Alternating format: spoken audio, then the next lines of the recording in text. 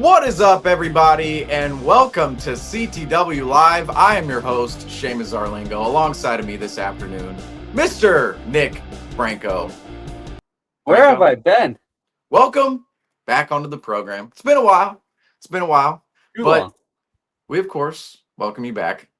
How are you doing today, by the way? Very well. I'm obviously in a new spot. We're in a new job position, and we're just like the Boston Celtics under new ownership and new management. I mean, it's that's what we're here to talk about. So everything's moving in a better position, and now as you can see, my green screen getting adjusted back and attacked back screen.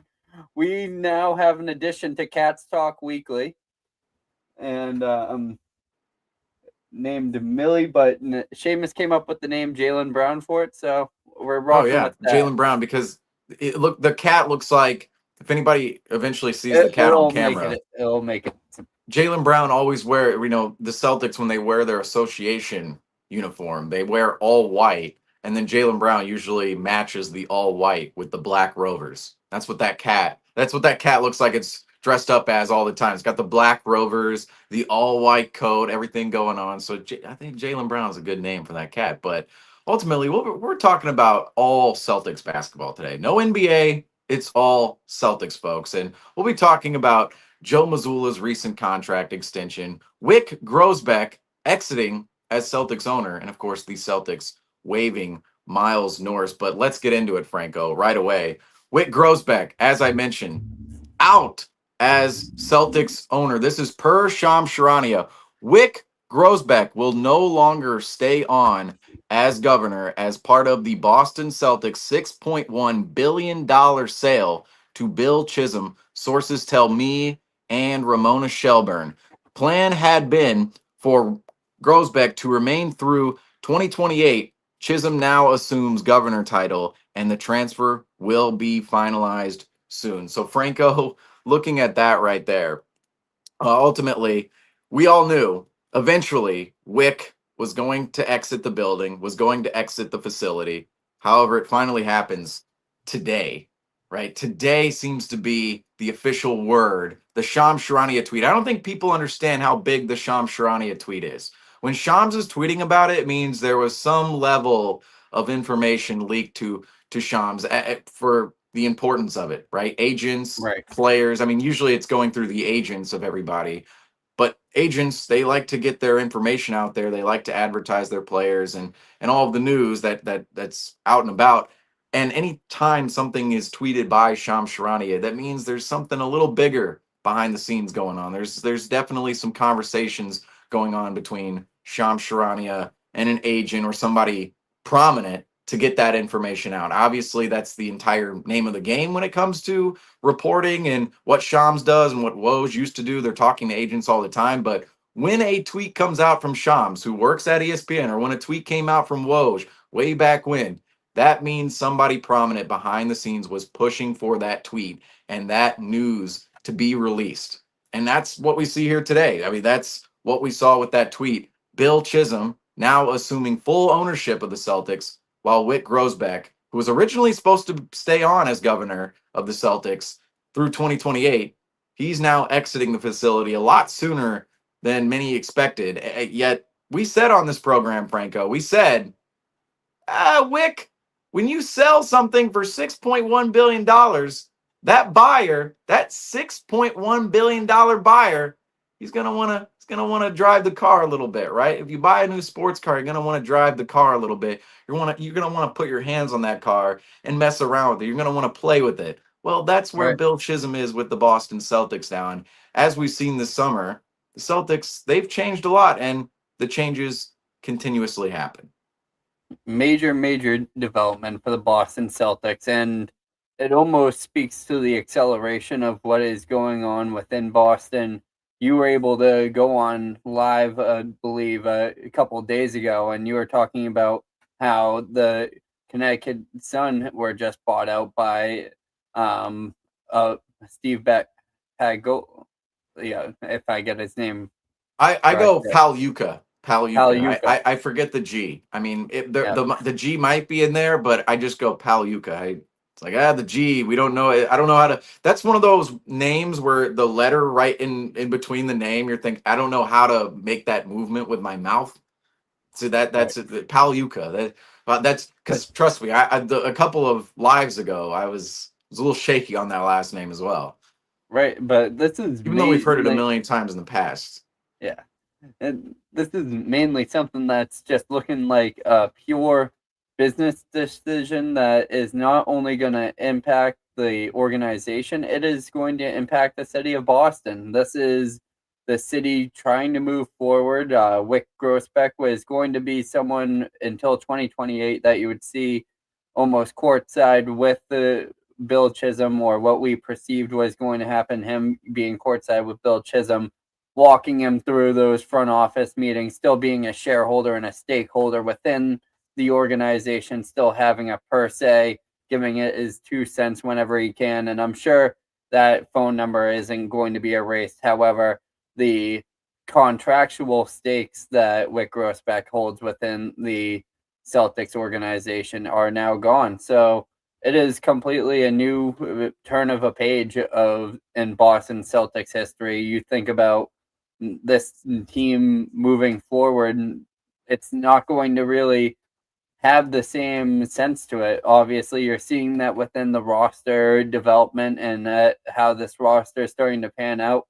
You're not going to be seeing, obviously, due to the injury of Tatum, but you're not going to see these aggressive pushes for a little bit now, because you're going to see this team trying to build something that is now under a new ownership, and it's almost a creation of a new regime.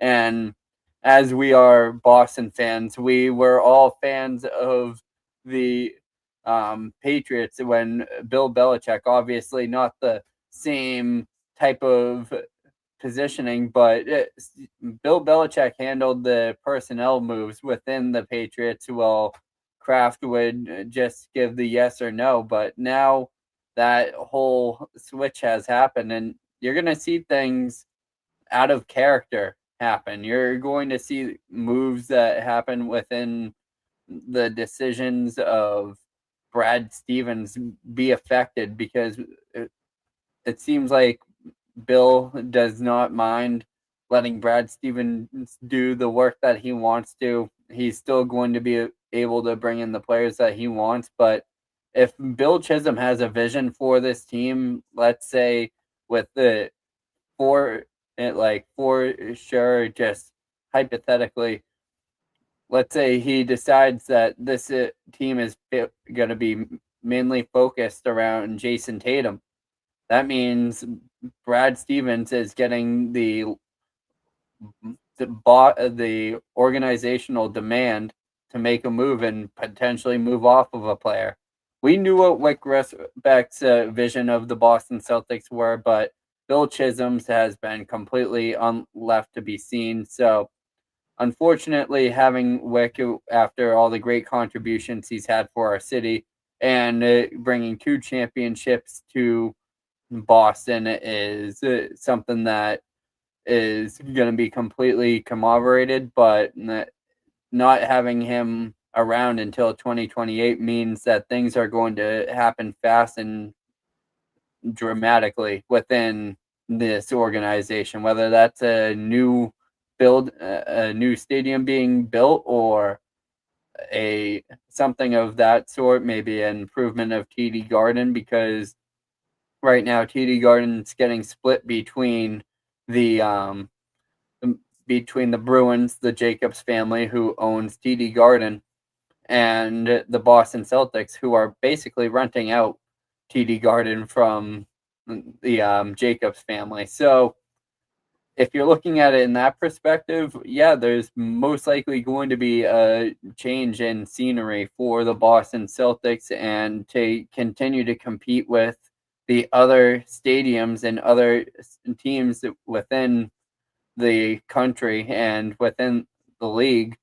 Boston needs to improve what they have. So we might be seeing some big changes coming to Boston. And this also correlates along with how FIFA 2026 is going to be coming to Boston when that happens. Big ordeal.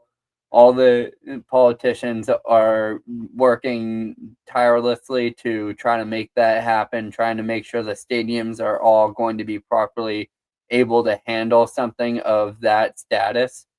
And that's obviously just a foreseeing of what Boston wants to become. So we're going to be seeing this is probably just more within the standpoint of just business wise, this is a complete change for the Boston Celtics. Whether it's going to be for the better or for the worse is yet to be seen, and that might differentiate between the team's success on the court and in their bank account. We knew this move was coming for a while now. I don't want to say for so long, because let's face it, the Celtics were sold mere months ago, basically back in February, March, that range. And we knew last year at this time the Celtics were being put up for sale. However, we didn't know who was going to buy the team quite yet. Once the team was actually bought and we received the word of Wyc Grousbeck staying on, our first reaction on this program months ago was there's no way that's happening. There's no way that Wyc Grousbeck stays in town and he's making all of the decisions for the person ultimately writing the checks, right? Because that's the reality in this entire situation. Is Bill Chisholm, when he buys the company of the Boston Celtics, he's the one writing the checks to everybody. The money is coming out of his pocket. Why would the old owner dictate where that money goes and where that money flows out of the new owner's pocket? That's just that's not how it works anywhere. And those are that's the reality, and those are the logistics of what the Celtics are dealing with right now and what we're seeing play out right now. And we saw it play out with the Dallas Mavericks just a couple of years ago with Mark Cuban. Mark Cuban sells the Dallas Mavericks. It was advertised in the same way of, oh, Mark Cuban's going to stay around and, oh, he's going to be here. But we saw at the trophy celebration for the Mavericks, right, when they won the Western Conference Finals, who was at the podium? It wasn't Mark Cuban. It was Patrick Dumont. It was their new owner. It wasn't the old guy. It was the new guy. It was the guy who actually owns the team now. And that's the same look what happened with Bill to Chisholm. The Mavericks after that season. Luka Doncic was sent out the door. Exactly. And that's what I want to make clear here as well.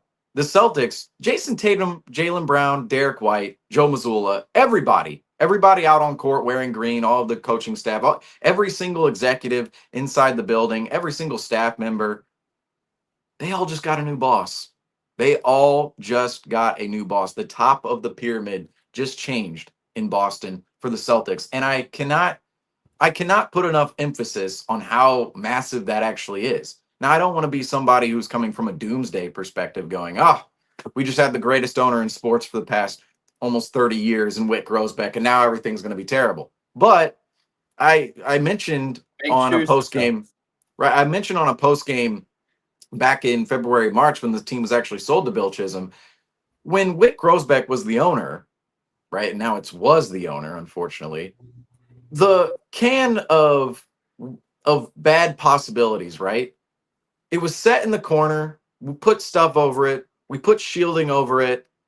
It was protected, right? The can of what could happen, the can of bad scenarios, negative possibilities, that can was put in the corner, stored in the corner of the room, and it was completely left alone. That's what it was. Now, with Bill Chisholm coming into the building, that can is open, wide open, and not only is it open wide open, it's sitting in the middle of the room. That can of possibility, right, is now sitting in the middle of the room, wide open. Now, Bill Chisholm could come along and close that can and put it back in the corner and reinforce everything that was protecting it beforehand. But at the moment, we don't know. We do not know. And I'll give this little tidbit of information out. The last live, the George Niang, Chris Boucher live, the last live we did, I mentioned on there when I was talking about Brad Stevens' press conference from July and how not too truthful of a press conference from Brad Stevens and just anybody who's within the Celtics organization talking to the media. They're not very truthful, which I understand. That's the name of the game when you're talking to the media. Don't give up too much. Just give them enough to be satisfied. But ultimately, that press conference, Brad revealed something massive with just one word, with one utterance. All right. And when Brad went on to talk about the luxury tax, right? He mentioned, within his speech, Bill, Bill has indicated to me, and this is again, I was on this the other day saying, Brad wasn't exactly truthful about this. So when I say this, it's like, I don't know if he was exactly truthful about this. But when Brad said, Bill, Bill has been pretty clear about prioritizing basketball assets over getting under the luxury tax line and cutting salary. That is the minute right there. Brad revealed this ownership group was about to change drastically and already had. Because when he says Bill in that interview, right, or in that press conference, rather, he's talking to Bill Chisholm when it comes to spending. He's not talking to Wyc Grousbeck anymore. He's talking to Bill Chisholm. And that's what he said in the press conference.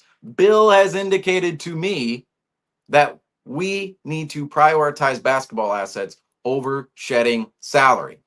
Guess what, folks? That's not what's happening. That's the untruthful part about that press conference. But the truthful part that was hidden, right? The headline was hidden within one sentence. It was one word and it was one name. And that name was Bill. Bill Chisholm. Bill has indicated to me that we need to be prioritizing basketball assets. When he said that, when Brad said that, immediately I went, nope.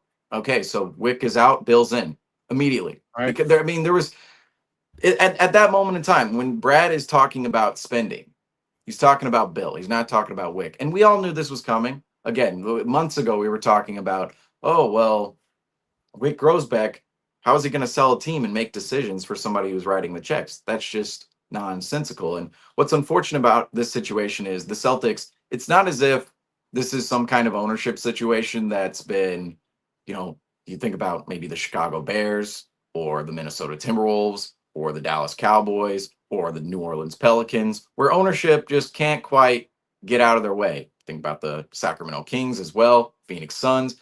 Those ownership groups can't necessarily get out of their way, right? Where St. they're Louis a little too Cardinals. involved in the team, they have too much sway, and they're not making the greatest of decisions. Wyc was not one of those owners. Okay, he was arguably one of the best owners in sports over the past 25 years. Of sports, we're talking of the entire sports world around the globe. Wyc Grousbeck was one of the top owners, and it displayed itself in the Celtics' competitiveness on court, 2 championships, and just complete competency across the organization when it came to bringing in executives, coaches, players. Think about how many players and executives have come through the Celtics organization, even coaches as well, who've come through the Celtics organization who have been poached for jobs elsewhere. Right? Think about Will Right. Hardy, Charles Lee, right? I mean, Joe Mazzulla has been pretty much brought up in the Celtics organization. You think about all the and all the players. I mean, we go on and on and on. But there's been so much competency in the Celtics organization and so many great people who have been able to uplift the Celtics organization. And who put those great people into place? It was Wyc Grousbeck.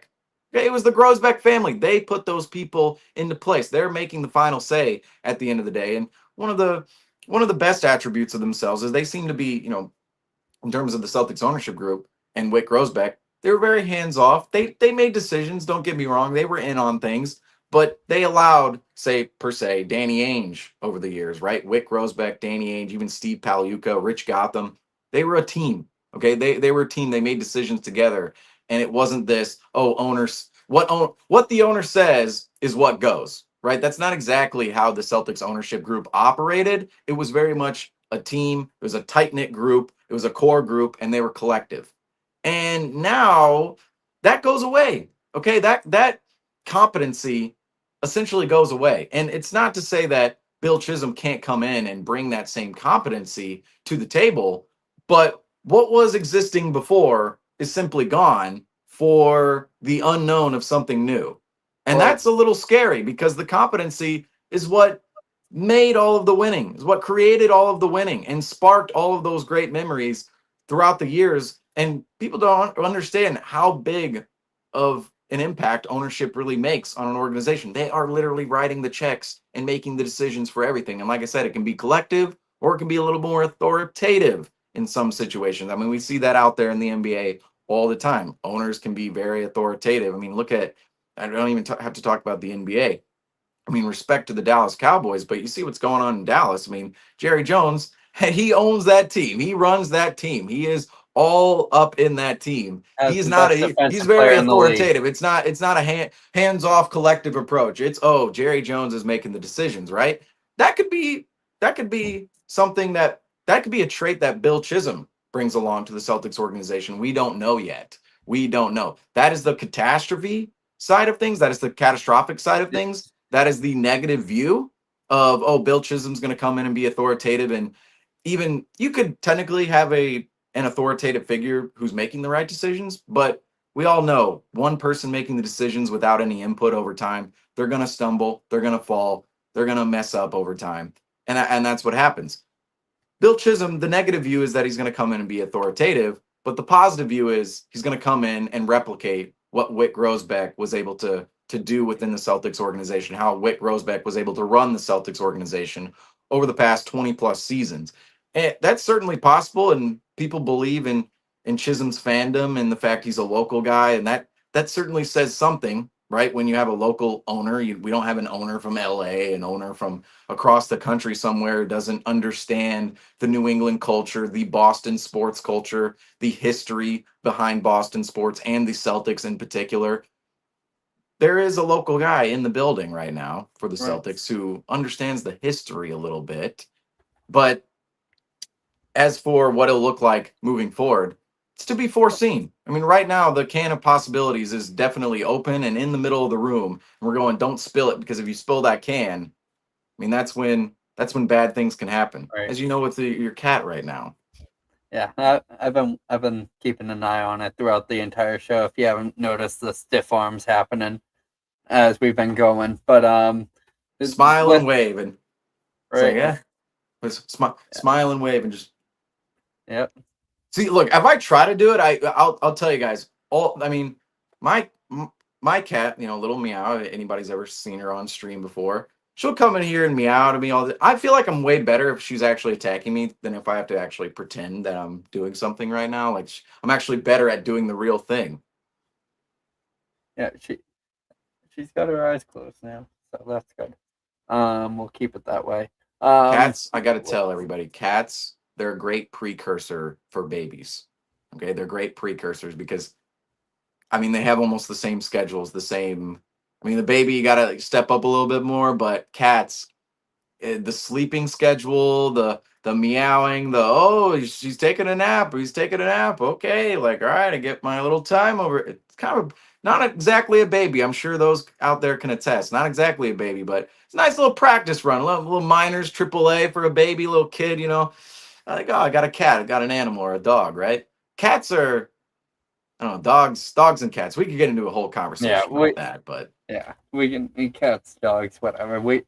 We're looking at what the Celtics are going through, and I think that it's going to be. I don't think things are going to change up because we have to take into account that to transition over into our next topic that we have on the board. Joe Mazzulla is kept in town. Was that one of Wyc Grousbeck's final moves? That, according to the Boston Celtics, they officially announced it. We have signed Joe Mazzulla to a multi-year contract extension, and looking forward to this. This is something that could have been Wyc Grousbeck's final move, or this could have been a show of Brad Stevens' power and trust within the within the organization. And I think moving forward, he could be. I think this is a. Some people don't understand that Joe Mazzulla is one of the youngest coaches in the NBA. Al Horford was older than him going through the last year. And also looking at Brad Stevens, he is just floating around the same age. Just around, I believe he just turned 40, a couple of early 40s, somewhere within Al that range. Horford? No, I'm talking about Brad Stevens.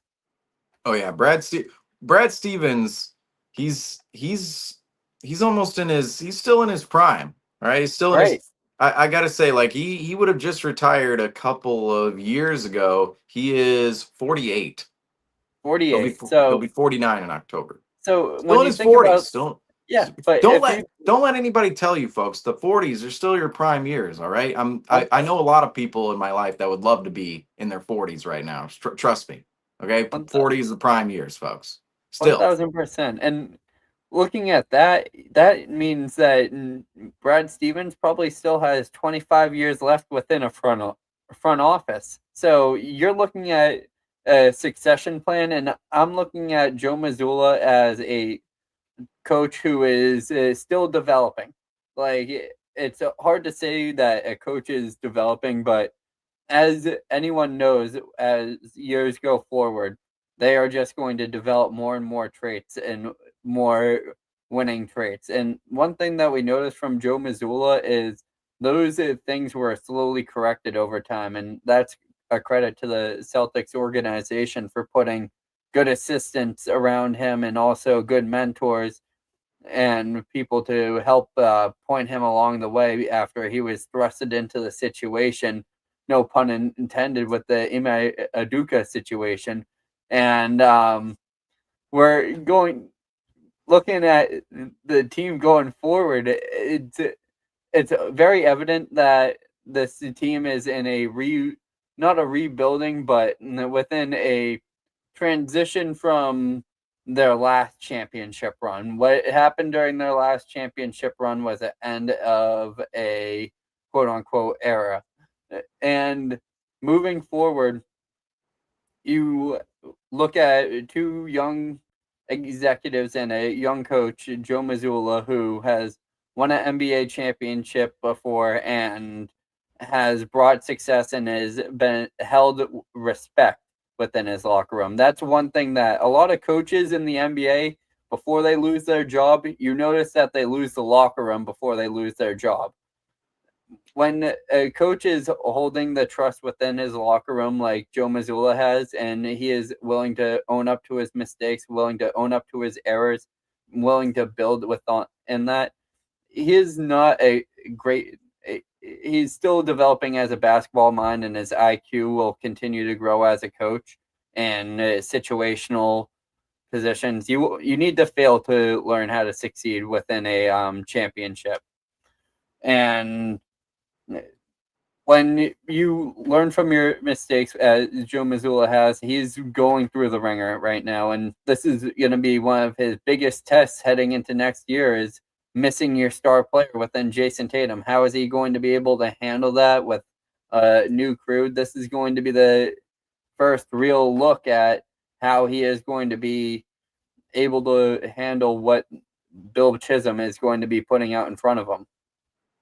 And Bill Chisholm, right? Bill Chisholm. And I think you made an excellent point at the beginning when it comes to the locker room and Joe Mazzulla, right? Because that's one of my notes I have written down here is Joe Mazzulla, right? He created a culture with the Boston Celtics in the last couple of years. I mean, obviously winning a championship does a lot to that, but since coming into the building in 2022 as head coach, which he was in the building as an assistant coach before that point, and, he was second row Joe, right? People when he was hired, when Joe Mazzulla was hired, people termed that nickname for him, second row Joe, because he came from the second row as an assistant coach to the first row and assumed the head coaching position. But Joe Mazzulla created a culture, right, in Boston.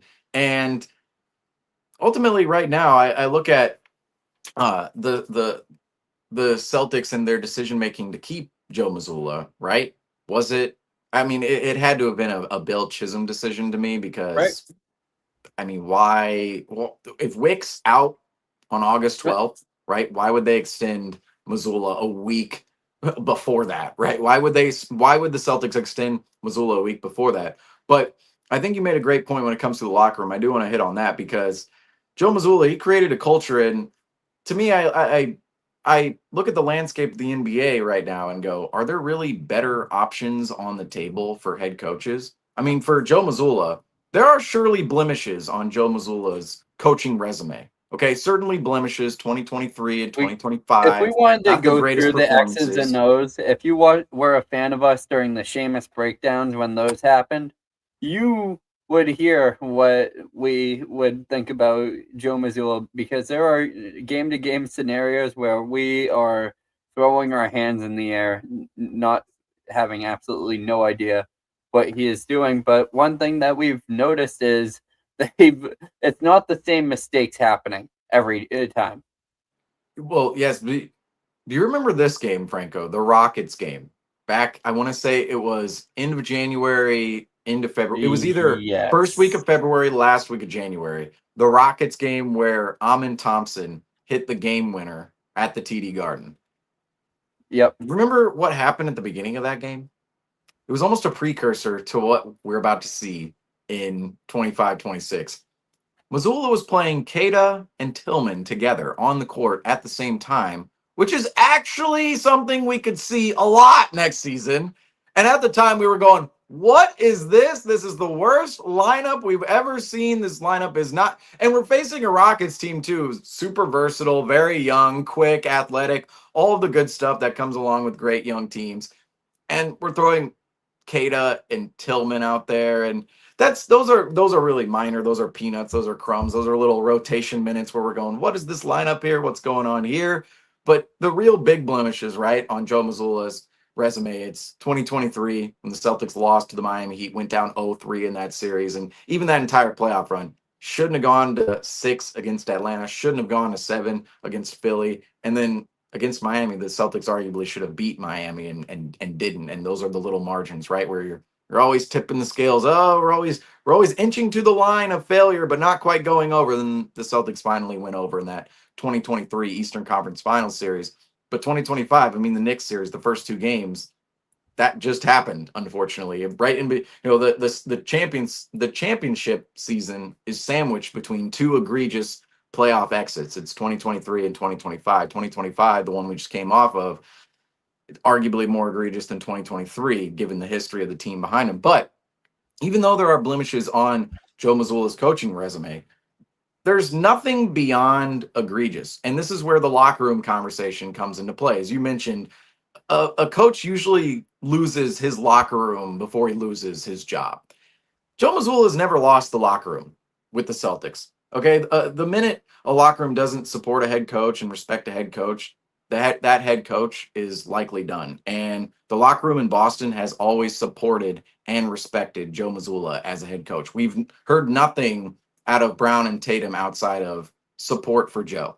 Straight up. I mean, those guys love Joe Mazzulla. And that's what's important, right? Because a coach in the NBA, it's not always about X's and O's, right? It's about the belief you instill in your team, and it's about the respect your team gives you, right? And it's a it's a collaborative effort, right? If a team respects you, if your team respects you as a head coach, I mean, they're going to listen to your game plan, and they're going to want to execute your game plan, right? If you're a head coach. Joe Mazzulla, there's been no mutiny, right? There's been no Nate Bjorken mutiny, right? With Nate Bjorken a few years ago with the Pacers, that's where people forget about the Pacers. The Pacers' journey to the finals is amazing because just a couple of years ago, Nate Bjorken was in the Pacers facility and the entire team was out on him after one season. I mean, one season he was in there, and halfway through, it was very evident, ooh, this team doesn't exactly like their head coach. And then all of a sudden, Nate Bjorken's fired, and the Pacers bring in Rick Carlisle, who eventually brings them to the finals later on in time. But Joe Mazzulla has never had that Nate Bjorken moment, right? That's really what we should be looking out for when it comes to any head coach, even Brad Stevens. Brad Stevens, there were talks of not necessarily a mutiny forming or his players not believing in him, but maybe his players toning him out at the end of his Celtics tenure. Oh, maybe the message has gone a little stale at the end of his Celtics tenure. And we all know Brad Stevens was moved into the front office from the head coaching spot. But even with Brad Stevens, there was a little bit of the, is he losing the locker room a little bit? It wasn't egregious, right? It wasn't horrendous. It wasn't crazy. But there It was were Kyrie a couple, there Irving. were some rumblings. There were some rumblings. And then all of a sudden he's out of a job. We haven't seen that with Joe Mazzulla yet. And everything we see with Joe Mazzulla is what we see with our own eyes and can analyze with our own eyes when it comes to the X's and O's on the floor. But even then, we cannot always say, oh, it's the coach, or oh, it's this game plan. It could simply be the players executing the game plan. The coach, I always say this, the coach can only say so much. They can only do so much. It's up to the players to go out there and actually execute a game plan. There have to be, I mean, there are moments every season throughout through every, I mean, it happens all the time where a coach has a specific game plan in place, a specific idea in place. He has a play envisioned, and then all of a sudden, the players go out there and try to execute it. They mess up one pass. Oh, the timing's not right on this cut. This screen wasn't set for long enough. The angle on the screen's wrong.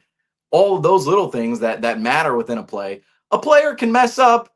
The play goes awry, and that's what's such a big part about the NBA and why superstars are superstars and why you need superstars is a lot of plays in the NBA go awry. And during those moments, right, the moments where things go awry, you want guys to be able to improvise and create something in a moment of chaos.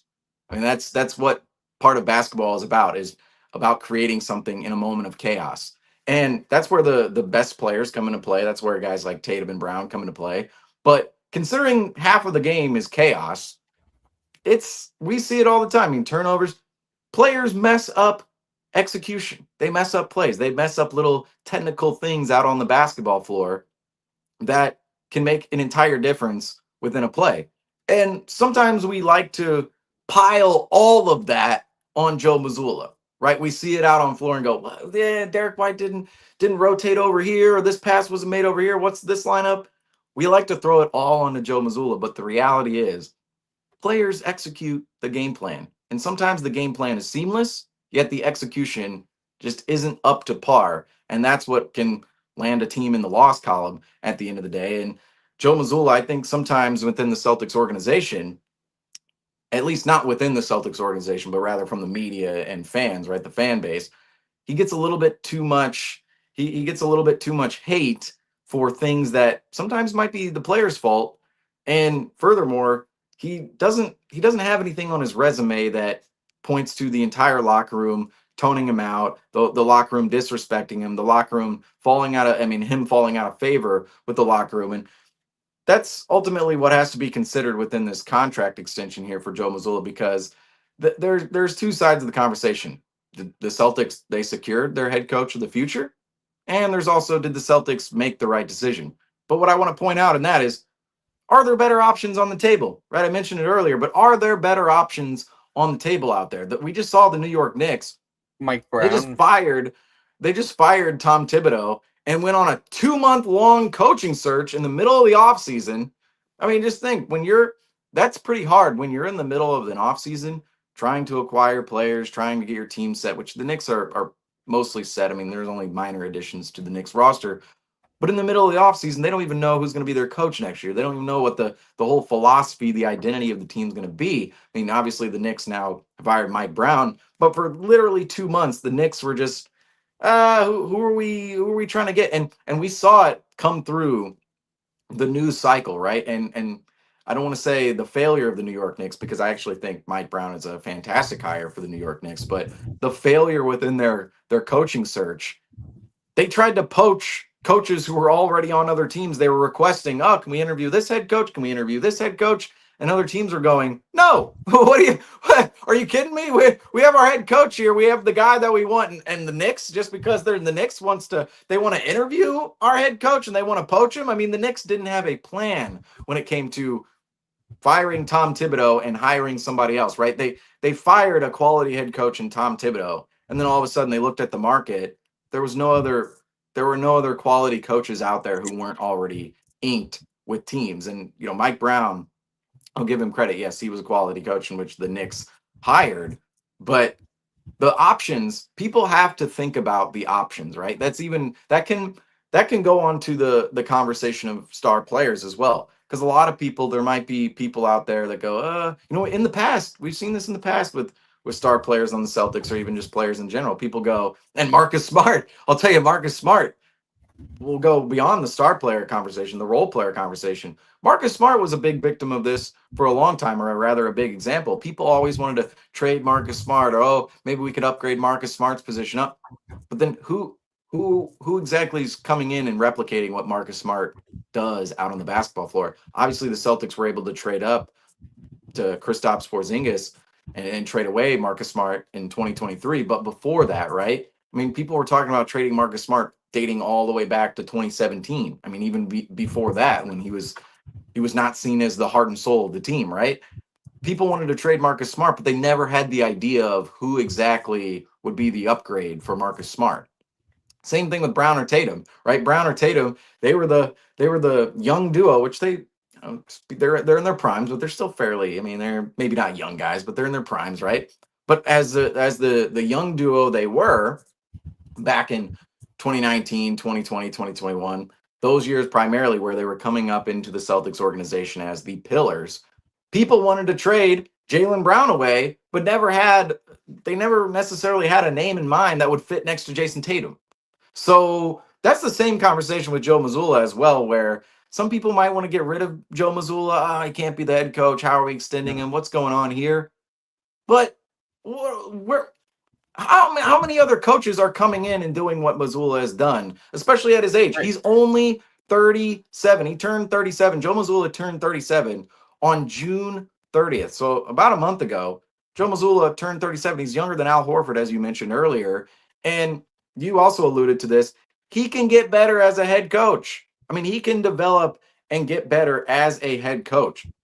And his competitiveness, we all know, is through the roof. And he is Joe Mazzulla almost has that Tom Brady level of mentality where he likes challenges. He loves, I mean, he's ultra competitive. He likes all the little details. And I love that. I think, who said this? Somebody, it might have been Jaylen Brown said this, where they were all at a baseball game, right? And it was some of the, some players, coaches, right? They were all at a baseball game. And Brown and Jaylen Brown was saying, I bet training camp or a year from now we're gonna be out there playing shortstop because Joe Mazzulla took something from this baseball game that we're watching right now. I mean, that's the type of personality Joe Mazzulla is. He'll be involved in anything, right? He'll be involved in literally anything and go, ooh, let me try to take this over here and bring it to the game of basketball and bring it to my team and have them, of course, improve off of this routine that exists in another sport, right? I mean, with jujitsu is such a big part of Joe Mazzulla's existence, right? I mean, he loves jujitsu.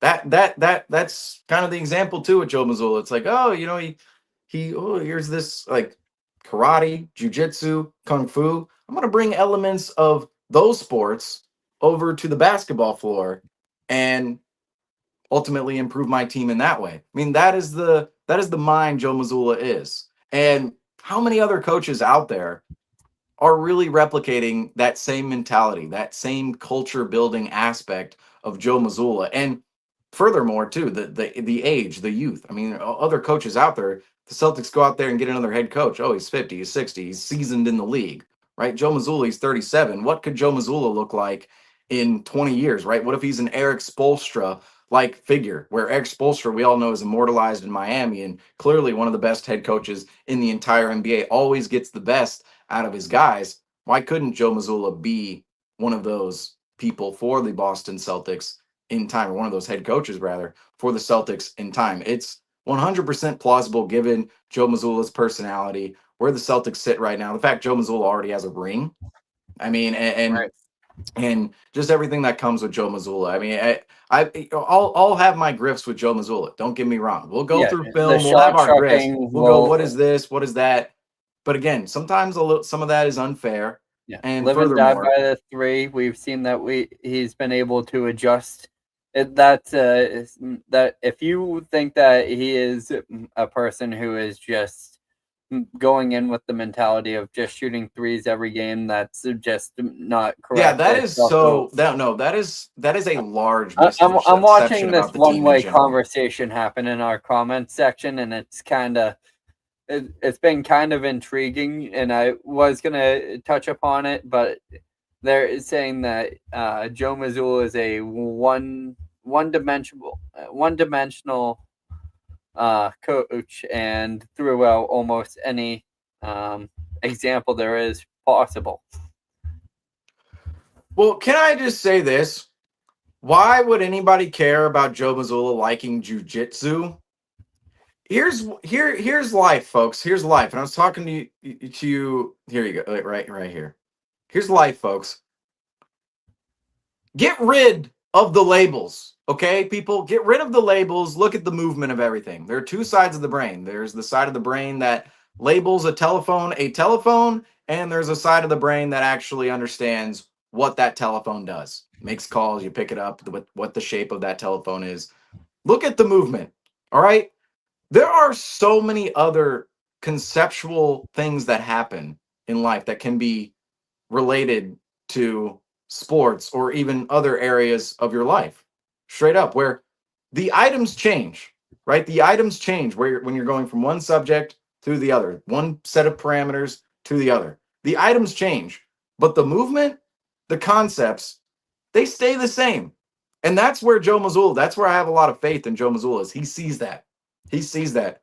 And that's why I'm talking about jujitsu and kung fu and all of this is he sees, oh, the mentality you have to have in jujitsu and the level of alertness and everything that comes with ultimately competing within jujitsu and everything that comes with the craft, right?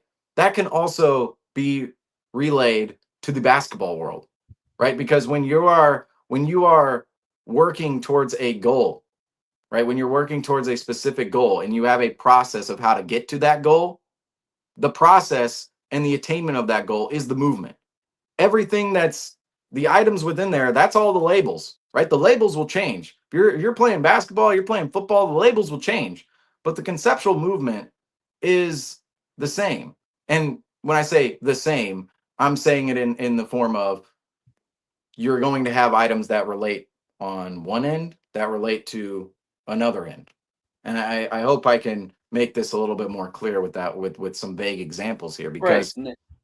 because that's what that is I don't know And how I could furthermore relay this here. and I think I can be able to tie it off. And But it's not but kind this is ridiculous though. like But this comment is ridiculous. You know why? At what point is Joe Mazzulla coaching with emotion?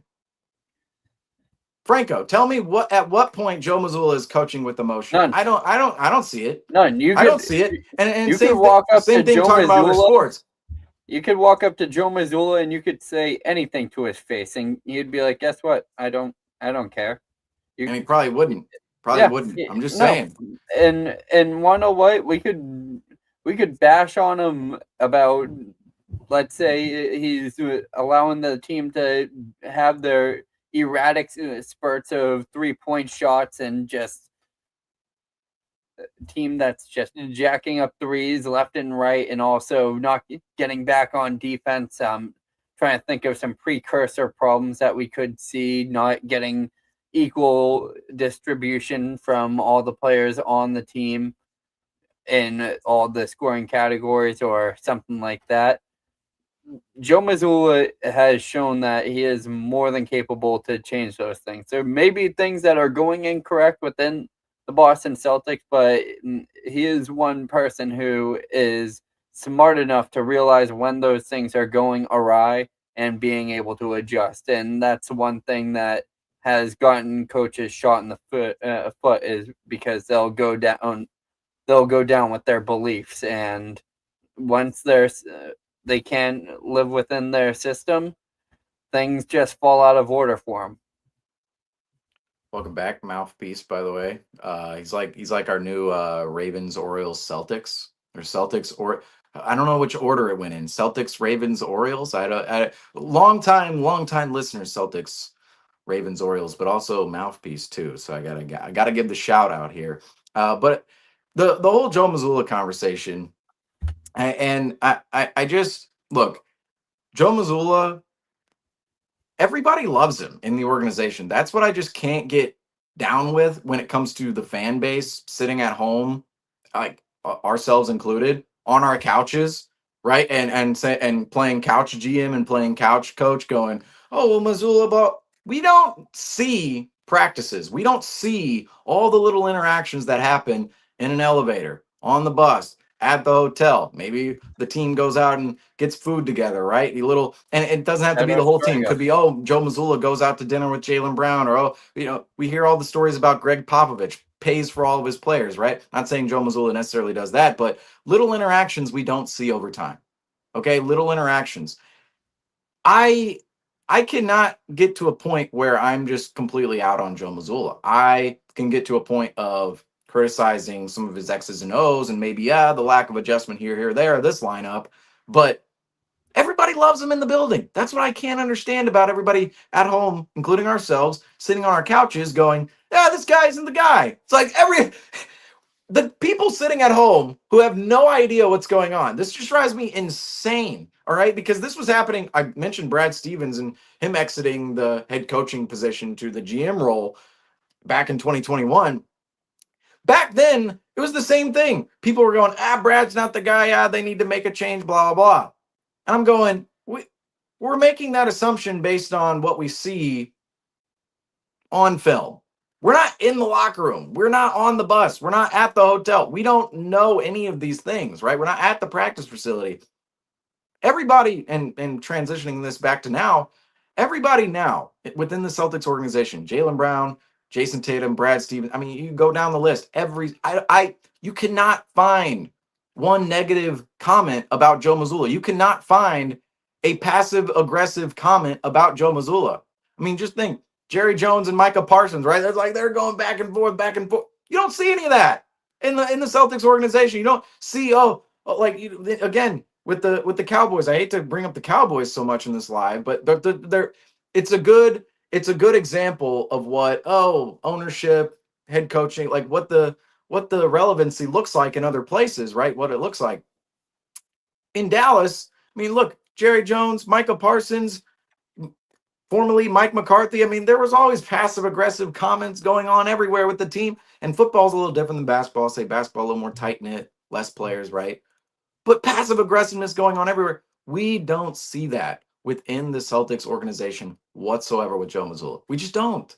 We don't see the passive aggressive nature. We don't see the negativity. We don't see Brad Stevens going out there going, "Oh well, we failed against the Knicks, and this is like our X's and O." Like he didn't deliver. Brad Stevens didn't deliver passive aggressive comments like, "Oh, maybe our coaching could have been a little bit better." Like it was none of that. It was no. We clearly we're not executing at that moment in time. We clearly, I mean, the team had their heads up their ass at that point in time.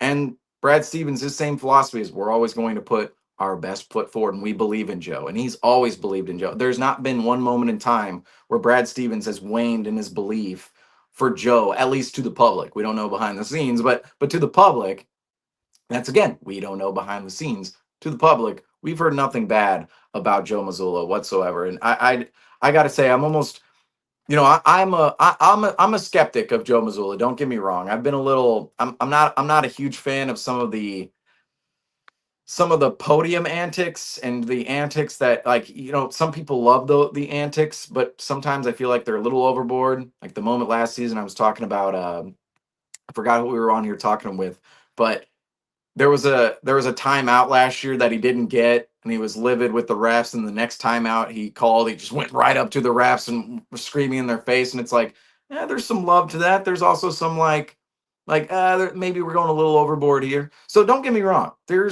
are parts about Joe Mazzulla that I'm like, I don't know, like this is a little iffy. But I think that's every head coach, right? That's every head coach. I mean, you could say about Brad, right? Brad, the biggest flaw to Brad Stevens as head coach was, and the biggest talking point rather from the fan base was, is he insane enough? Right? Is where Joe Mazzulla is right now, right? Where I'm talking about, I don't know, he's a little insane sometimes. Is Brad Stevens, does he motivate his team enough? Does he have a large enough voice in the locker room, right? Brad's always very up to the grind, hard hat, lunch pail guy, right? Like doesn't really say a word. Shouldn't say doesn't really say a word, but just like Brad Stevens gives that persona of we're going to work and we're doing our jobs and we're going to do it as good as we can do, right? As well as we can do our jobs. That's what we're doing. That's what Brad Stevens, that's what his persona brought is we're just going to go to work and we're going to work. And people question, oh, is there enough fire in Brad Stevens? Is there enough motivation coming out of Brad Stevens for his locker room? People question that with Brad. So Brad had his own flaws. Joe Mazzulla is going to have his own flaws. Other coaches around the league, they're going to have their own flaws. And that's just kind of what comes with head coaches, right? I mean, you could say Ime behind the scenes was clearly an animal. Again, we don't even know what was going on behind the scenes with Ime. No, I mean, Popovich. there's no connection, no connection with what I was talking about there. I was talking about Ime in the practice facility, folks, not in the bedroom. Okay, let's get those thoughts out of our head right now. In the practice facility at the Auerbach Center. Actually, maybe we should get that out of our heads too. Hopefully it didn't happen at the practice facility or anything like that. But Ime was somebody who stood in front of the media and he was a little cracky. His voice was a little crackly, and he's like, Ime every time he talks to the media seems nervous. We know he's not, but he seems a little nervous, and that I don't want to say got him in trouble, but media kind of I don't know about this guy. Ime seems nervous. I don't know if he's the guy. Every head coach has their flaws, and I gotta say the Celtics, they have their guy in Joe Mazzulla. Okay, I'll act as the assistant coach all year. I'll go, I don't know about this. I don't know, but at the end of the day, Joe Mazzulla within the Celtics organization. I mean, the Celtics really wouldn't have it any other way. I don't think so. That given the championship, the growth in Joe Mazzulla, the fire, the intensity, the competitiveness, the respect that he garners within the organization from his players, executives, assistant coaches, it's it's what builds cultures, and that's important in sports is cultures, right? With the Golden State Warriors, players know when they walk into that facility what type of work ethic and what type of standard is demanded from them because of what Steph Curry is able to do, what Draymond Steve Green Kerr. is able to do, Steve Kerr is able to do, right? Those three guys set the tone and set the culture. They are tone setters for that culture. Joe Mazzulla, Jason Tatum, and Jaylen Brown, and even you could say Derek White as well, but primarily Brown, Tatum, and Mazzulla. Those are the tone setters. Those are the culture setters in Boston with the Celtics. I mean, it's the exact same concept, and it's what you need to win games. It's what you need to win games, and it's what you need to win championships at the end of the day. However, what a team also needs to win championships is roster spots, and the Celtics, they picked up another roster spot by waiving Miles Norris. And I have to say, the Celtics providing this news along with the Joe Mazzulla news with this avatar is absolutely diabolical. I mean, this is a little sorry, Miles Norris, about this, but maybe we could. I don't know. The Celtics, Microsoft Paint. I don't know if this was the best move. This seems a little unserious, but the Celtics, they have waived Miles Norris. We did talk about this on the program a couple weeks ago, actually, how this was going. This was a possibility, right? We didn't talk about this transaction specifically, but this was a possibility that the Celtics could waive Miles Norris because the story was when the Celtics traded for George Niang, the Celtics traded George Niang for a two-way player in RJ Lewis Jr., and that filled the Celtics two-way spots. The Celtics, every team owns three two-way spots. That filled the two-way spots with Miles Norris, with Max Shulga, that contract was already announced, and RJ Lewis Jr. And yet Amari Williams was sitting there, the Celtics 46th pick overall in the 2025 NBA draft. He was sitting there with no contract, with nothing. And we do have a rumor here. Now, this is just a rumor. This is not a report. This is nothing official. This is a rumor. This is a rumor, folks, from Ari Report. Not a report, but a rumor. As expected, the Boston Celtics have waived Miles Norris. Boston will sign Amari Williams to their newly open two-way spot, according to league sources. This is just a rumor. This man, I gotta say, I went through his Twitter account, went through his X account. Definitely somebody who reports more of the, I would say, the low-level stories in the NBA, right? Where think about all the stories in the NBA about two-way guys and agents and executives and assistant coaches, right? All the little jobs and titles that people don't really talk about too often, but exist in the NBA world. Guy reports a lot of that, so I'm gonna say there might be some credibility to that report. Just saying, but it is a massive rumor. It's a rumor that the Celtics have I signed would say it's Amari more of an Williams. assumption. It's an assumption. It's an assumption. It's a rumor. It's an assumption. We don't know I, yet, I, but I would the say right Celtics. when Miles North was released, that was kind of the pre-indicator that they were going to be bringing in I feel like the RJ Lewis news pretty much precursed that Miles Norris was going to be released, and it was Miles Norris being released was a precursor to what is most likely going to be Amari Williams getting that final two-way contract deal, which is usually to be assumed when you are drafting someone.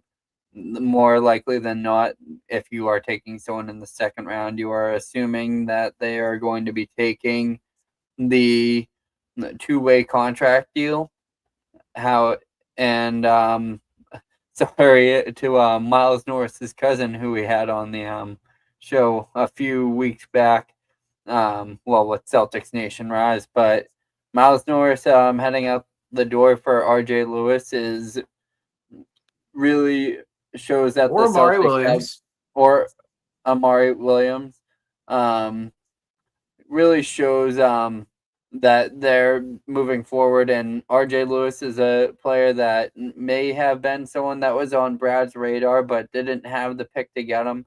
Was able to work with his good old buddy Danny Ainge to eat up a little bit more cap space as the Celtics are continuing to cut down closer to that first apron or even that second apron that they have. The main goal would be to get under the salary cap. However, that would be still a few moves away and probably another podcast away.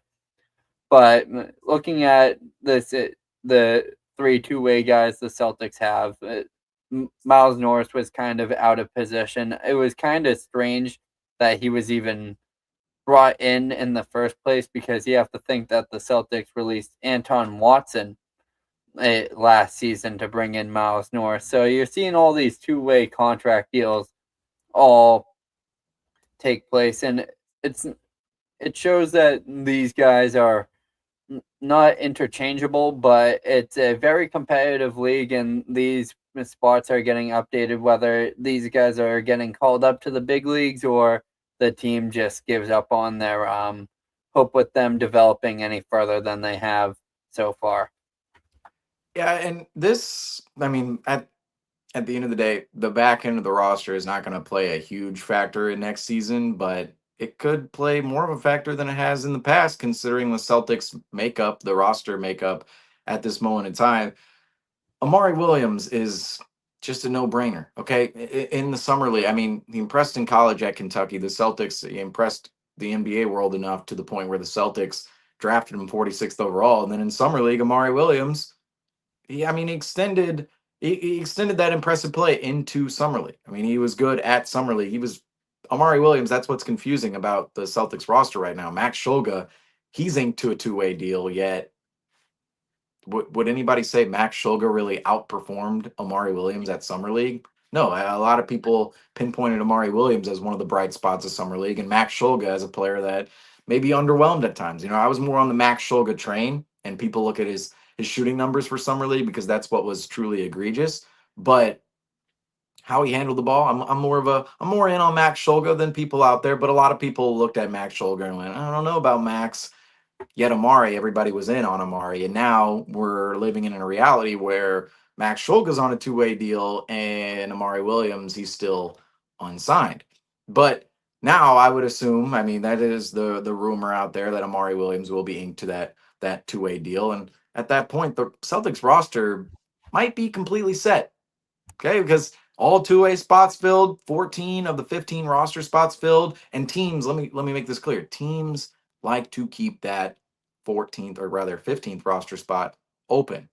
So teams like to keep that open for half the season, if not the full. I mean, they'll usually sign somebody to that roster spot before the end of the season, you know, a non-guarantee guy the next year, like we saw JD Davison last year, where the Celtics had that 15th spot open all year and then inked JD Davison at the end of the year. Teams do that. So right now, the Celtics, you'd have to think, considering they're saving money, teams like to keep that 15th roster spot open due to flexibility. All of the two-way spots are filled. The Celtics roster might be nearly complete. I mean, there might be a couple training camp guys here or there, right? You know, Exhibit 10 contracts. But the Celtics waiving Miles Norris and Eventually, maybe they'll sign Amari Williams. Just a rumor at this point, but it seems as if Amari Williams will be on that two-way contract. The roster might be completely set, Franco. Might be completely set. Let's call that let's call that a teaser for our next live. Oh yes. I mean, that is 1000% something that I would extend this show another hour. And I'm sorry to our CTW live viewers who like when we go on our 2 to 3 hour spiels. We are trying to work on that. So we had our 3 topics and we hit on them. And want to know what? We just know that we can go into a whole argument, because if you guys know me, I have my mock trades ready to go at all times. I know what I want this team to do. I have a few different scenarios that this team can look at. And there's obviously a whole bunch of other conversations to be had around this roster heading into next season. And we will be there for it. Every single game, folks. Every single game. Come to the Celtics Talk Weekly YouTube page. And all breaking news. Of course, all breaking news. Anytime there's anything going on with the Celtics, the NBA, anything, come to the Celtics Talk Weekly YouTube page, the Celtics Talk Weekly Instagram, Celtics.everyday on Instagram, and of course, Celtics Nation Rise, that YouTube channel and that Instagram. Don't forget to also follow us on X and Twitter, and like, subscribe, follow the YouTube channel. Can you follow the... No, it's called subscribe. Subscribe. Yeah. Like, follow, subscribe, like... What else do you do? Like and subscribe. I guess that's it. I've been saying like, follow, and subscribe. Do both. Just do both, folks. I don't know. Just go hit the buttons. All right, go hit the buttons and watch the videos, folks. Just go do it right now, because we're ending. Yeah, before we close Usually I say go do it after the live, but right now is after the live. Yeah. Well, before we leave, I thought this was going to be more upbeat. It's Seamus Zarlingo's birthday. Oh, thank you. It is. Thank you. Seamus Zarlingo's birthday. Happy birthday, Seamus. What are you, 22, 23 now? Big 23. Yeah, he'd be up on his... I got my Michael Jordan. This is Michael Jordan year. Yep. It's the Michael Jordan year. The year before you get your big league deal, you know? I know I'm at the end of my rookie contract right now.